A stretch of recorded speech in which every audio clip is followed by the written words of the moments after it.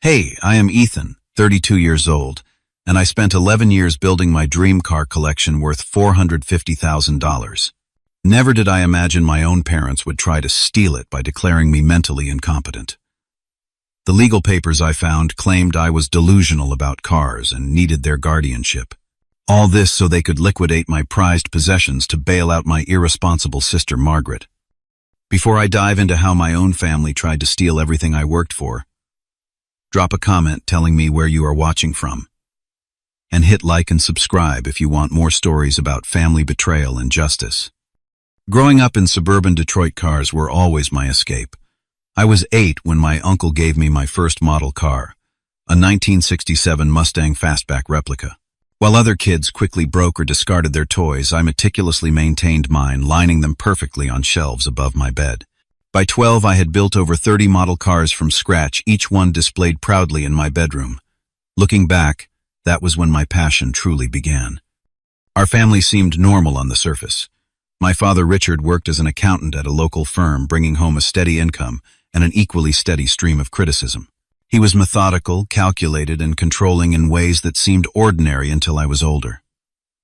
My mother, Diane, had been an elementary school teacher before quitting to raise my sister Margaret and me. From early on, the family dynamic was clear. Margaret could do no wrong, while I was constantly reminded to try harder. Margaret was 3 years younger but commanded the spotlight in every family scenario. When she brought home a B-, there was celebration. When I brought home straight A's, there were questions about why I had not joined more extracurricular activities. This pattern continued throughout our childhood, but I convinced myself it was normal. My fascination with automobiles grew alongside me. By 16, I was spending weekends at local garages learning from mechanics who appreciated my curiosity. I saved every dollar from mowing lawns and shoveling snow to buy tools and car parts. My parents viewed this as a phase, something I would outgrow when it was time to choose a real career. Accounting or law, my father would say during dinner, those are fields with security. He never asked what I wanted. Senior year of high school, I applied to automotive engineering programs against my parents' wishes. When the acceptance letter from Michigan Institute of Technology arrived, my mother cried, not from pride but disappointment. "We just want what is best for you," she said, but what she meant was what they thought was best. Meanwhile, Margaret announced she wanted to study international business, and my parents immediately discussed how they would help finance her education abroad. The contrast was striking, but I had grown accustomed to the differential treatment. I moved out when I was 21 after a particularly heated argument about my career path. My father had found my business plan for an eventual restoration shop and tore it apart literally and figuratively. "This is not what walkers do," he declared. "We build stable careers, not frivolous dreams about old cars." That night, I packed my belongings and moved into a tiny apartment above a garage where I had been working part-time. The owner, Frank, became more of a father figure to me than Richard ever was. He taught me not just about cars, but about believing in myself. Starting with basic maintenance jobs, I saved every penny. By 25, I had enough to rent a small shop space and founded Classic Revival Restorations. The first 2 years were brutal, working 16-hour days, sometimes sleeping on a cot in the back room. But word began to spread about my attention to detail and knowledge of vintage vehicles. The first car in my collection came when a client could not afford the full restoration of a 1973 Corvette Stingray. We worked out a deal. I would complete the restoration in exchange for partial ownership. 6 months later, he needed money and sold me his remaining stake. That Stingray became the cornerstone of what would eventually become my 5-car collection. Over the next 7 years, I added 4 more vehicles: a 1969 Dodge Charger, a 1965 Shelby Cobra, replica a 1971 Datsun 240Z, and my pride and joy, a fully restored 1962 Ferrari 250 GTE. Each represented countless hours of work, research, and passion. Together, they were worth approximately $450,000, but to me, they were priceless. During those years, I maintained a cordial but distant relationship with my family. Holiday gatherings were stilted affairs, where my growing success was acknowledged, but minimized. My father would introduce me as Ethan, he fixes old cars, while Margaret was my daughter, the international marketing consultant. The fact that her company had gone through 3 rounds of layoffs with her narrowly escaping each one was never mentioned. I accepted this dynamic because I had built a life I was proud of regardless of their approval. My business was thriving. I had a collection I loved, and I had created a circle of friends who valued me. Little did I know that my success would trigger a chain of events that would reveal just how far my family would go to control me. Around my 30th birthday, the dynamics in our family began to shift. Margaret, now 27, had married Wesley Armstrong, a real estate agent with grand ambitions but limited success. They made a striking pair at family gatherings, always dressed in designer clothes and discussing their latest luxury purchases. Despite Margaret's mediocre career progression and Wesley's inconsistent commissions, they somehow maintained an appearance of wealth that even my parents seemed impressed by. Their wedding 3 years earlier had been an extravagant affair at one of Detroit's most exclusive venues.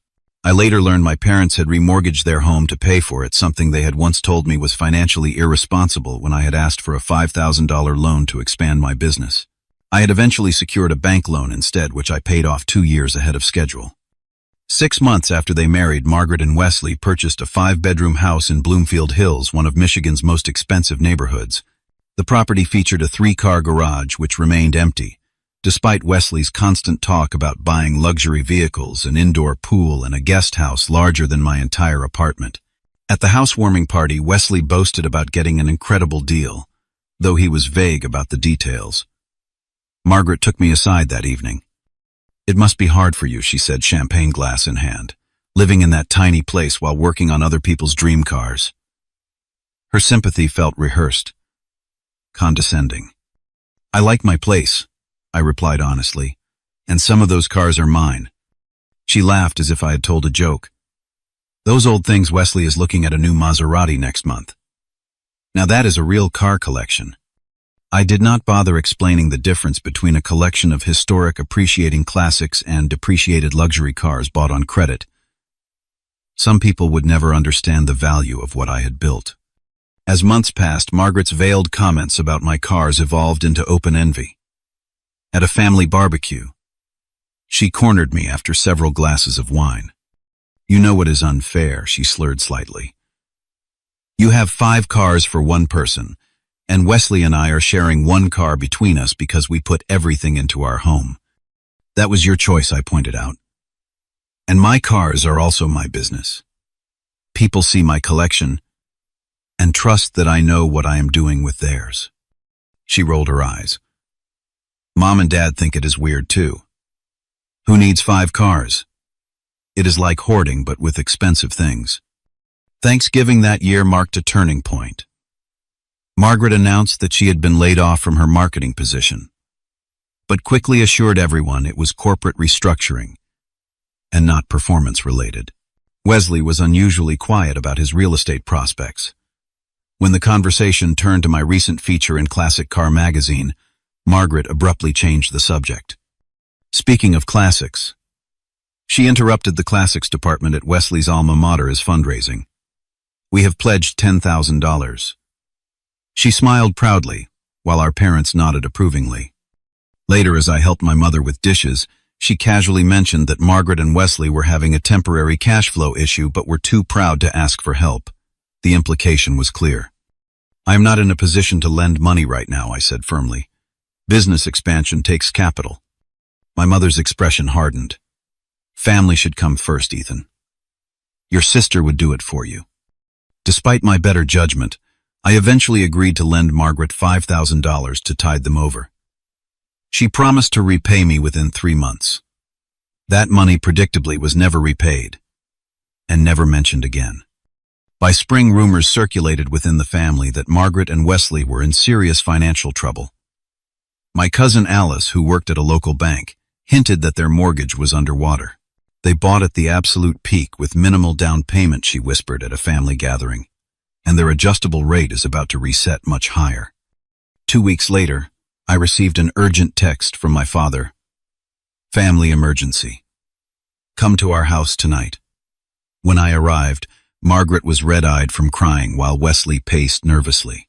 My parents sat solemnly at their dining table like judges at a tribunal. "We need to discuss a family matter," my father began once I sat down. Margaret and Wesley are facing foreclosure on their home. They need approximately $400,000 to clear their debts and retain their property. There was an expectant silence as everyone stared at me. The implication was so outrageous that I actually laughed, which was clearly the wrong response. "This is not funny, Ethan," my mother snapped. "Your sister could lose her home." "I do not have that kind of liquid cash," I said, regaining composure. "My business is asset-rich, but not—" "Your car collection," Wesley interrupted. "It is worth around that much, right, if you sold it?" "Absolutely not," I cut him off. "Those cars are both my passion and part of my business identity. They took me over a decade to acquire and restore." "They are just cars," Margaret cried. "This is our home we are talking about." "A home you could not afford," I countered. "I am sorry you are in this situation, but selling my collection is not the solution." My father leaned forward, his accountant persona taking over. "Be reasonable, Ethan. Cars depreciate. Real estate is an investment. If you help your sister now, you can rebuild your collection later when you are more financially stable." The irony of my father suddenly considering me financially unstable after years of steady business growth was not lost on me. "My collection has appreciated 20% in 3 years," I informed him. "And again, it is part of my business reputation." The conversation devolved from there. Margaret accused me of loving metal and engines more than family. My mother suggested I was being selfish. Wesley muttered something about blood being thicker than motor oil. Finally, my father delivered what he clearly thought was his closing argument. "Son, sometimes in life we need to make sacrifices for family. This is one of those times." "I have made sacrifices," I replied, standing up. "I sacrificed your approval to build my business. I sacrificed financial security in the early years. I have even sacrificed relationships because of my dedication. What I will not sacrifice is everything I have built because Margaret and Wesley bought a house they could not afford." As I reached the door, my father's voice turned cold. "We will see about that." At the time, I took it as an empty threat from a disappointed parent. I had no idea what they were already planning. The first hint that something was seriously wrong came 3 weeks after the family meeting. I received a call from my bank asking to verify recent attempts to access my account information. Someone had called multiple times claiming to be me but had failed the security questions. The bank representative suggested I change all my passwords and place a fraud alert on my credit report, which I did immediately. I assumed it was standard identity theft and filed a police report as a precaution. Then came the mail that changed everything. An official-looking envelope addressed to my parents was mistakenly delivered to my apartment. The return address showed a law firm I did not recognize. Under normal circumstances, I would have simply readdressed it and put it back in the mail. But something about the timing and my father's parting threat made me uneasy. I opened it. Inside was a copy of a legal petition filed with the county court. The heading read, "In the matter of Ethan Walker, petition for determination of incapacity and appointment of guardian." My parents were listed as the petitioners. My hands shook as I read through the document. According to this petition, I was suffering from delusional attachment disorder, compulsive acquisition tendencies, and financial incompetence, masked by temporary business success. The petition cited a lifelong history of mental health challenges and claimed I was unable to make sound financial or personal decisions due to an unhealthy obsession with automobiles. The document included statements from concerned parties who had observed my deteriorating mental state. These parties included my parents, Margaret Wesley, and 2 family friends who had known me since childhood. One of them, Dr. Lloyd Patterson, was identified as having professional concerns about my mental health, though he had never treated me, and his medical specialty was pediatric cardiology. Most disturbing were the attached photographs, clearly selected and possibly manipulated to support their narrative. One showed me looking disheveled after a 72-hour restoration marathon before a major show. Another captured me in an animated discussion with a client, my hand gestures made to look aggressive rather than enthusiastic. There was even a photo of my apartment focusing on the car diagrams and blueprints on my walls, described in the caption as evidence of obsessive thought patterns. The final page revealed their true motivation. If granted guardianship, my parents would have complete control over my assets, including the authority to liquidate holdings for the protected person's best interests. They had even included a proposed financial rehabilitation plan that specifically mentioned selling my excessive vehicle collection to create a more balanced investment portfolio. My stomach churned as the full picture became clear. This was not just a family disagreement. It was a calculated legal attack on my autonomy designed to seize control of assets I had spent my adult life building. And it was coming from the people who were supposed to love me unconditionally. I later discovered they had hired Stanley Greaves, a private investigator with questionable ethics, to follow me for 2 weeks. His surveillance report described my regular 14-hour workdays as manic episodes, and my careful inspection of vehicle components as obsessive behaviors. Conversations with clients were characterized as intense and concerning interactions.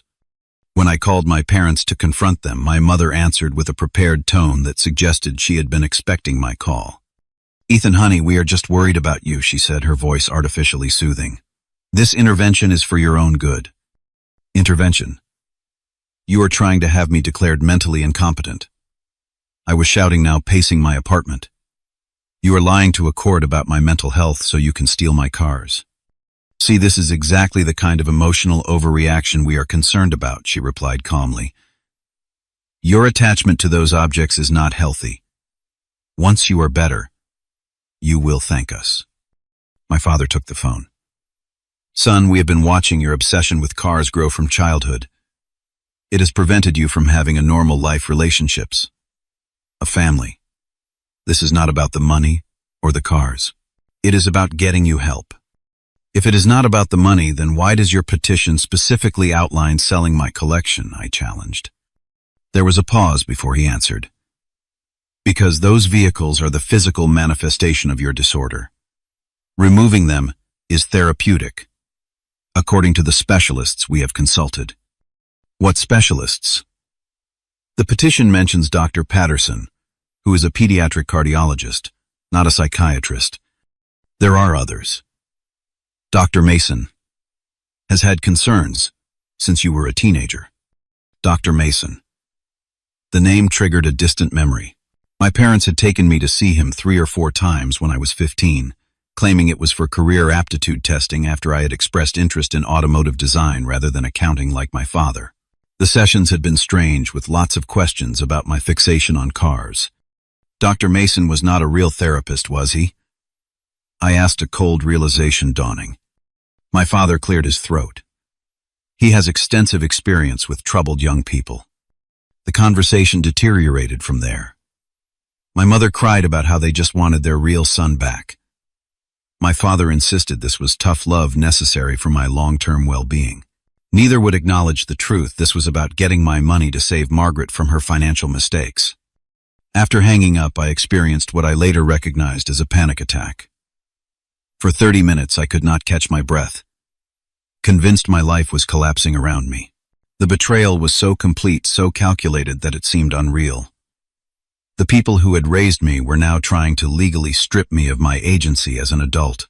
They were willing to brand me as mentally incompetent, potentially impacting my business reputation and future, all to solve Margaret's housing crisis.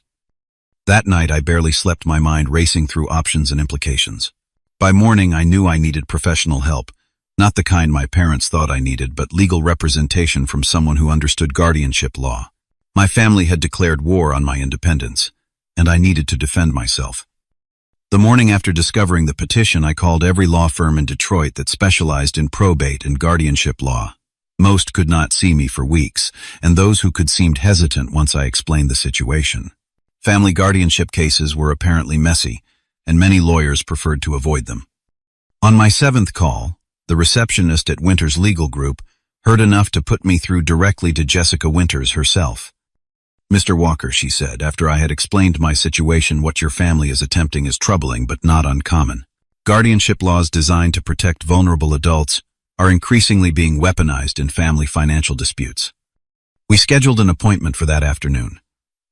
Jessica's office was modest but professional, with credentials covering one wall and family photos on another. She was perhaps 50, with sharp eyes that seemed to evaluate everything. First thing she said after reviewing the petition copy, "This is a serious legal matter. If your parents succeed, you would lose not just control of your assets, but your civil rights. You could not enter contracts, make medical decisions, or even decide where to live without your guardian's approval. My blood ran cold at the implications. Can they really do this?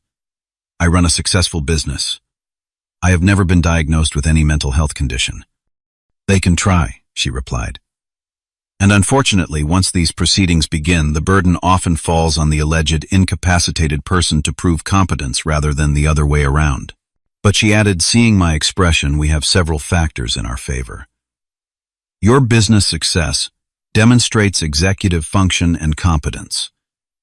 We need to build a comprehensive defense immediately. Jessica outlined a multifaceted strategy: gather business records, showing consistent growth and sound management, secure affidavits from clients, suppliers, and industry colleagues, arrange for an independent psychological evaluation before the court ordered one, and investigate the credentials of the specialists my parents claimed supported their petition. Also, she added, secure your vehicles immediately. Move them somewhere your family does not know about. Once guardianship proceedings begin, the court might freeze your assets. I spent the next 3 days executing Jessica's plan.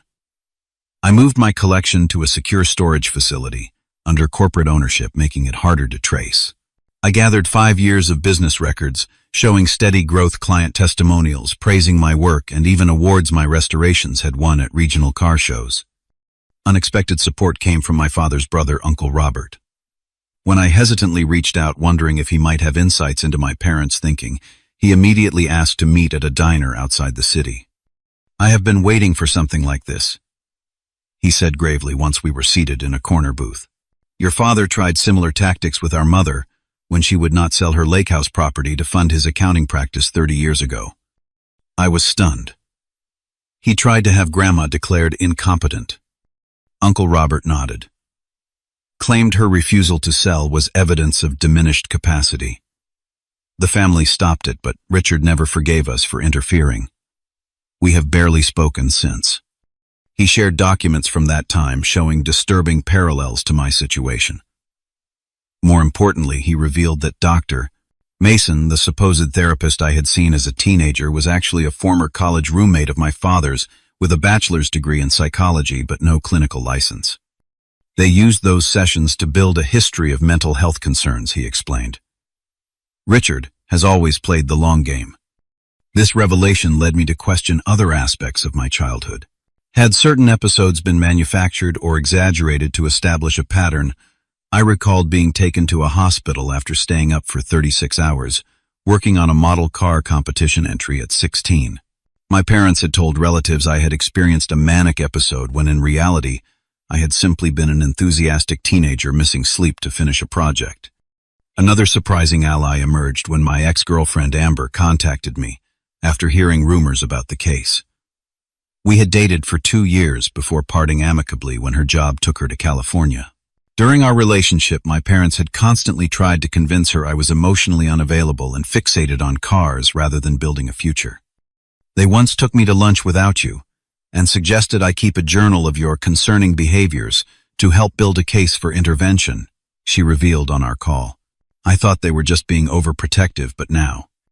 Amber agreed to provide a written statement about these conversations, documenting my parents' long-standing attempts to pathologize my passion for automobiles and restoration. While building my defense, I also learned more about the legal process ahead. The court would appoint a guardian ad litem, an independent investigator, to evaluate the claims in the petition.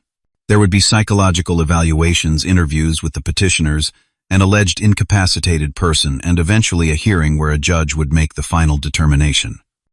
Jessica advised me to continue running my business normally while preparing for the hearing. The worst thing you could do is act erratically or make sudden financial moves, she explained. Even selling your collection now could be twisted to support their narrative that you make impulsive decisions. I followed her advice, though it was increasingly difficult to focus on work knowing my parents were actively trying to strip me of my rights. Each morning I checked my calendar, financial accounts, and business records, documenting everything meticulously for our defense. 2 weeks into preparation, Jessica called with troubling news. Your parents have filed an emergency motion for temporary guardianship pending the full hearing. They are claiming your knowledge of the petition has triggered erratic behavior that poses immediate risk to your assets. What erratic behavior? I have been doing everything normally, except securing my property. They are citing the movement of your vehicles as evidence you are hiding assets and claim you have been making threatening calls to family members. The only calls I had made were the initial confrontation with my parents and a brief tense conversation with Margaret where I had simply asked why she was supporting this action. Both had been emotional but hardly threatening. This is a common tactic, Jessica explained. They are trying to get temporary control quickly before we can present our full case. We need to be in court tomorrow morning to oppose this emergency motion. That night I hardly slept, mentally preparing to face my family in court for the first time. The betrayal that had felt abstract when reading legal documents was about to become painfully real. The courtroom felt unnaturally cold as I sat beside Jessica watching my parents and sister enter with their attorney.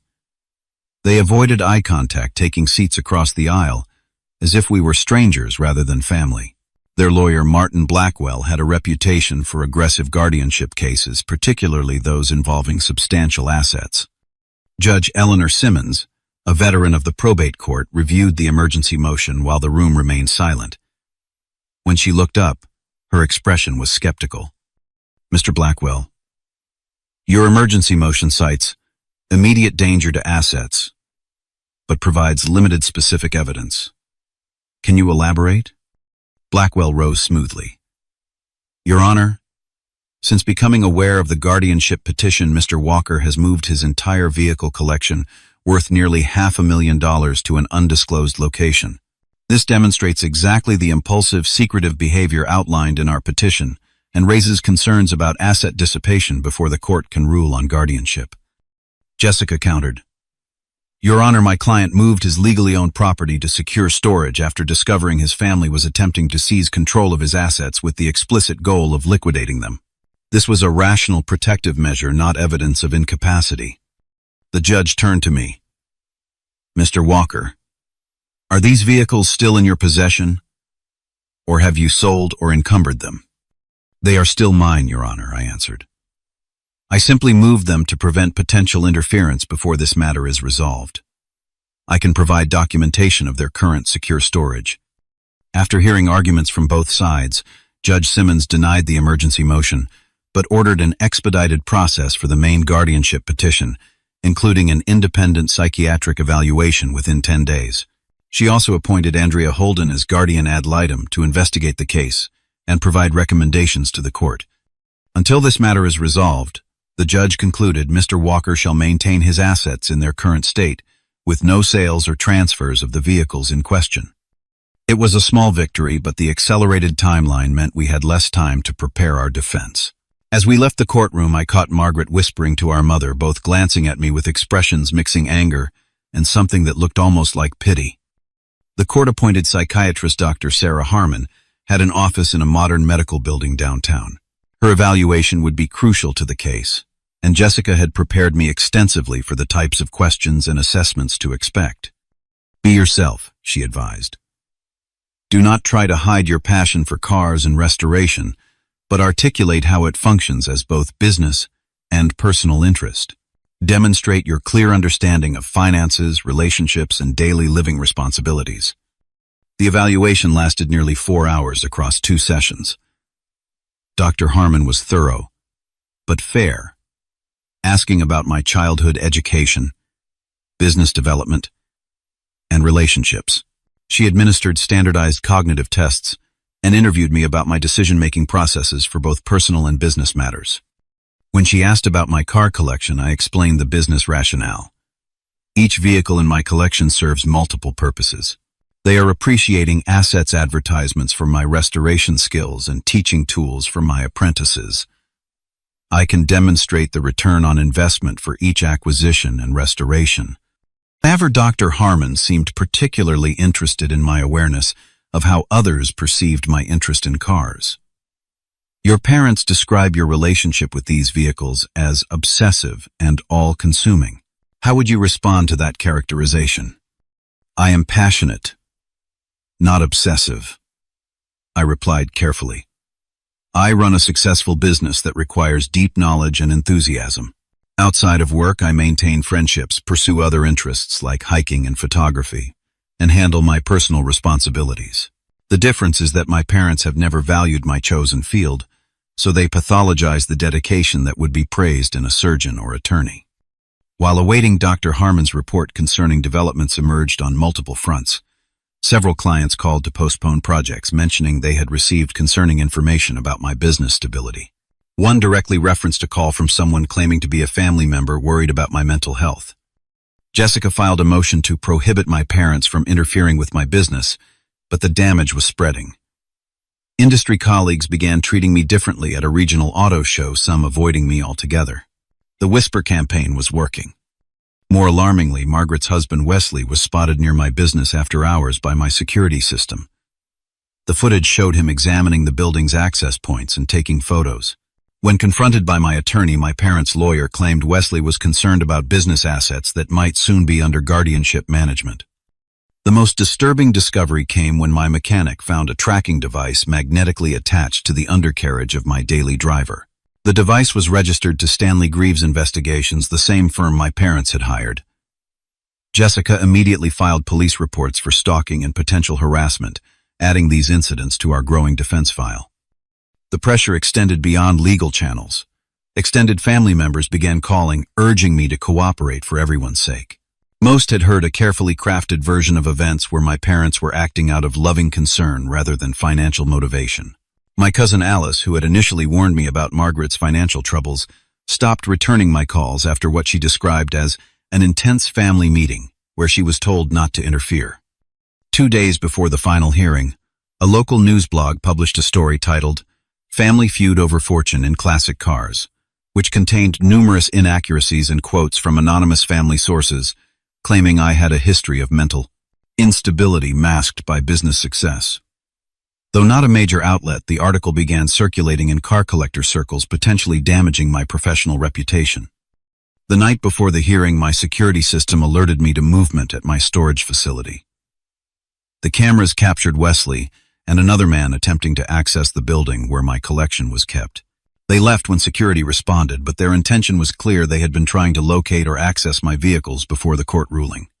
This final incident strengthened our case, demonstrating the true motives behind the guardianship petition. Jessica added the security footage to our evidence, along with Dr. Porting estimated.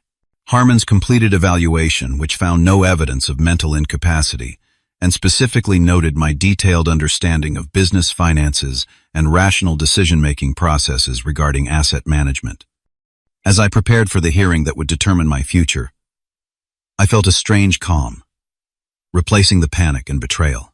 The evidence was overwhelming that this was not about my mental health, but about my family's attempt to solve Margaret's financial problems by seizing control of my assets. Now I just needed the court to see the truth. The day of the hearing arrived with a sense of finality. The courtroom was more crowded than for the emergency motion, with extended family members filling several rows. Some nodded encouragingly to me, while others sat firmly behind my parents, the family literally divided by the center aisle. Judge Simmons entered and reviewed the substantial case file that had developed over the past weeks. Guardian ad litem Andrea Holden sat at a separate table, her investigation report sealed until this moment. "This is a final hearing to determine whether guardianship is warranted for Ethan Walker," the judge began. "I will hear evidence from both parties, review the professional evaluations, and make a determination based on clear and convincing evidence standard." Martin Blackwell presented the petitioner's case, first painting me as a troubled individual whose car obsession had evolved from childhood fixation to adult dysfunction. He called my father as his first witness.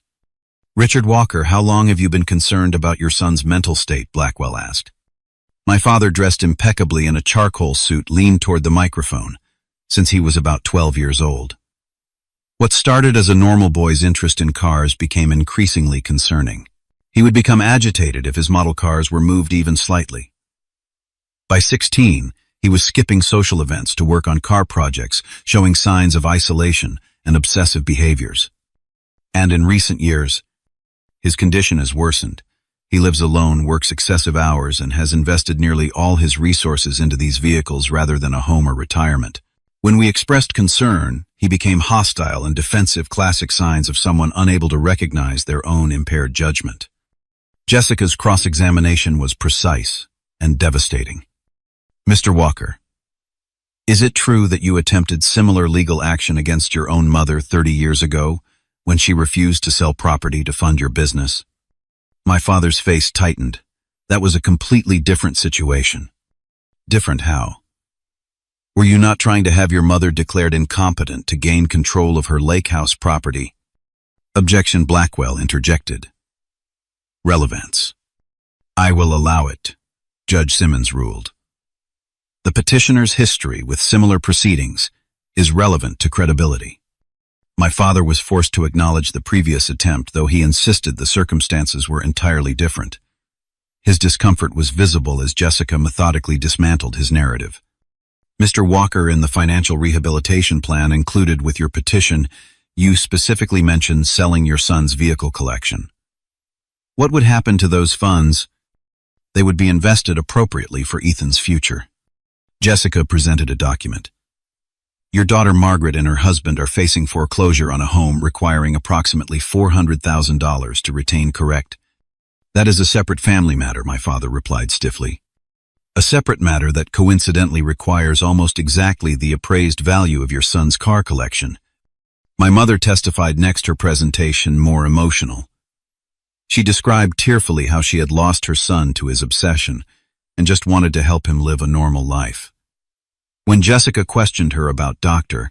Mason, the unlicensed therapist from my teenage years, her testimony became contradictory and evasive.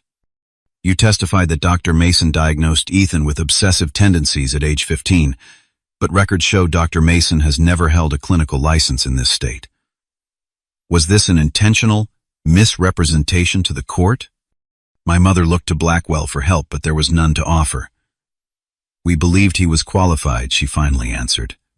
Margaret's testimony proved even more problematic for their case. Under questioning about the timing of the guardianship petition, she inadvertently revealed the connection to her housing situation. We tried asking him directly to help with our mortgage situation by selling just 1 or 2 cars, but he refused. That is when we realized how irrational he had become about these objects. So the petition came after he refused to sell his property to solve your financial problems, Jessica clarified. Well, yes, but that just demonstrated his problem, Margaret insisted. What kind of person chooses cars over helping his sister keep her home? When pressed about her own financial decisions, Margaret became defensive and eventually broke down, admitting they had purchased their home knowing it exceeded their budget because they expected significant commission increases that never materialized. Dr. Harmon's testimony followed, presenting her professional assessment.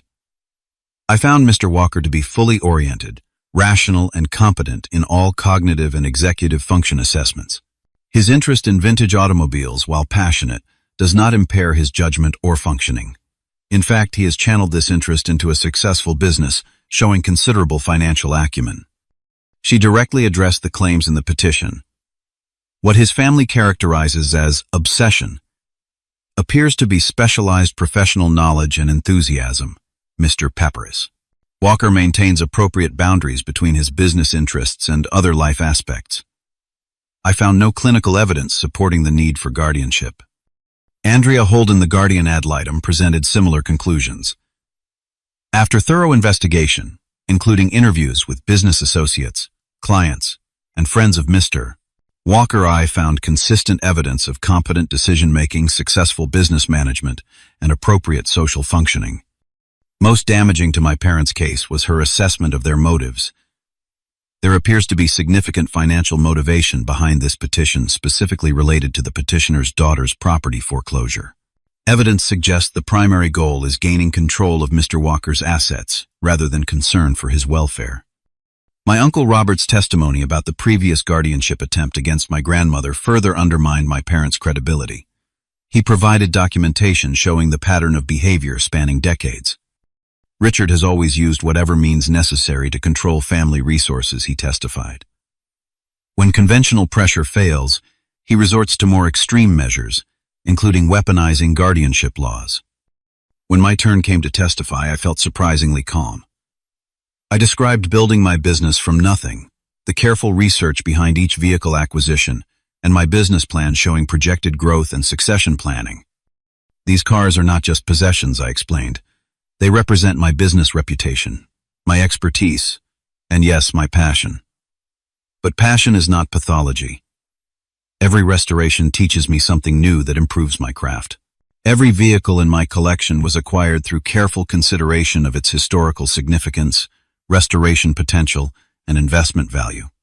I addressed the court directly for my closing statement. Your Honor, my parents raised me to be independent and self-sufficient, then attempted to strip me of that independence when I succeeded on my own terms rather than theirs. They have manufactured concerns about my mental health to gain control of assets I built without their support or approval. This petition is not about protecting me, but about forcing me to solve my sister's financial problems by liquidating what I have spent my adult life building. After final arguments from both attorneys, Judge Simmons called a 1-hour recess to review all evidence before rendering her decision. That hour felt eternal as I sat in the hallway avoiding eye contact with family members passing by. When court reconvened, Judge Simmons delivered her ruling with clear conviction. Having reviewed all testimony, professional evaluations, and evidence presented, I find no clear and convincing evidence that Ethan Walker lacks the capacity to manage his person or property. The petition for guardianship is denied. She continued with unexpected force. Furthermore, I find disturbing evidence that this petition was filed with improper financial motivation rather than genuine concern for Mr. Walker's welfare. The manipulation of guardianship proceedings for financial gain is a serious matter. She ordered my parents to pay all court costs and my legal fees, and referred the case to the district attorney's office for potential investigation into perjury charges regarding the misrepresentation of Dr. Mason's credentials. This court will not be used as a tool to seize control of legally acquired assets from a competent adult, she concluded firmly. The gavel's sound marked the end of the nightmare that had consumed my life for weeks. My parents sat stunned while Margaret buried her face in her hands. As people began filing out, Jessica squeezed my shoulder. Congratulations, your independence is officially intact. I nodded, feeling not triumph but a profound sadness beneath the relief. I had won my freedom but lost my family in the process. The days following the court victory were strangely hollow. My legal status was secure, my assets protected, but the emotional aftermath was just beginning. My parents made several attempts to contact me, leaving voicemails that ranged from defensive justifications to tearful pleas, without ever offering a genuine apology or acknowledgement of what they had done. Ethan, we only wanted what was best for you, my mother claimed in one message. We still think you need help, but we respect the court's decision. Margaret's approach was even more tone-deaf.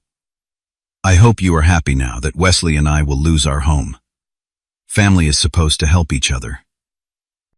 After consulting with Jessica, I filed for a restraining order against my immediate family. The judge granted it based on the surveillance evidence tracking device and attempted access to my storage facility. The order prevented them from coming near my home business or contacting me directly for 6 months.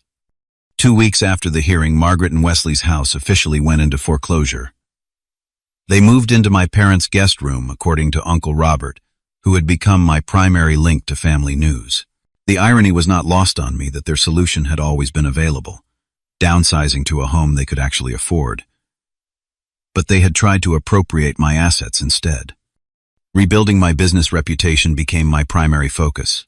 The local news blog article had done some damage in collector circles, with potential clients asking pointed questions about my stability.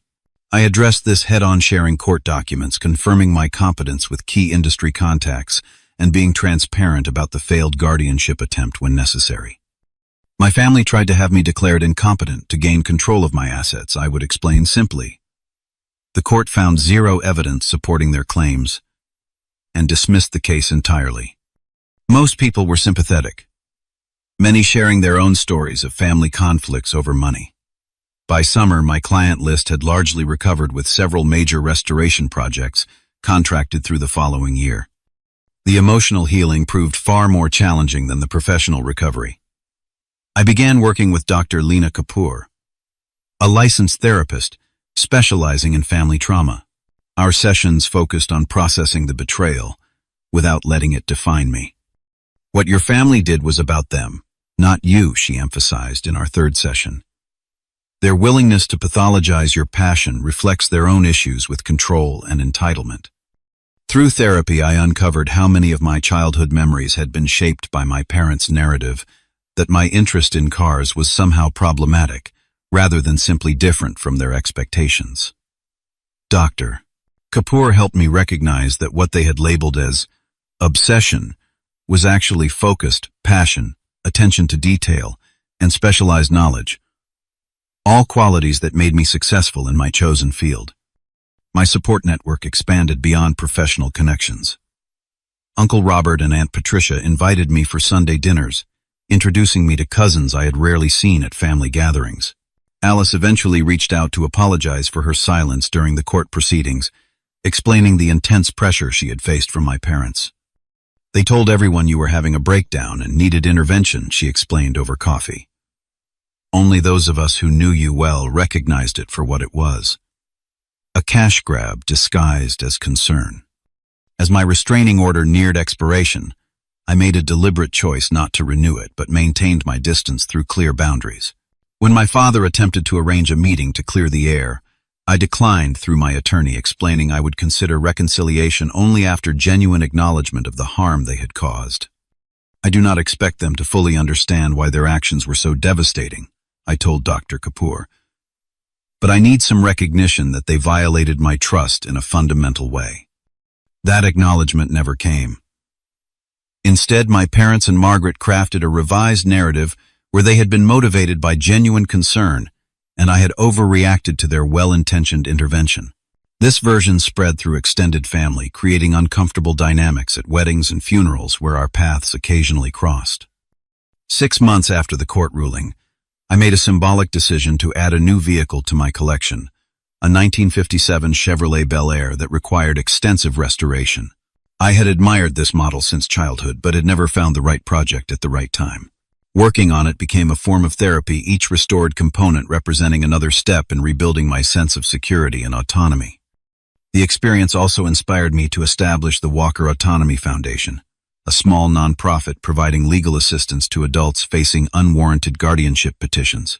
Working with Jessica, we created resources explaining guardianship laws and rights, focusing particularly on cases where financial motives might be disguised as concern.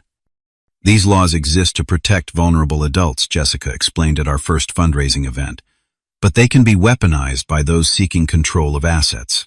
Our goal is to ensure the system works as intended, protecting those who truly need protection while respecting the autonomy of capable adults.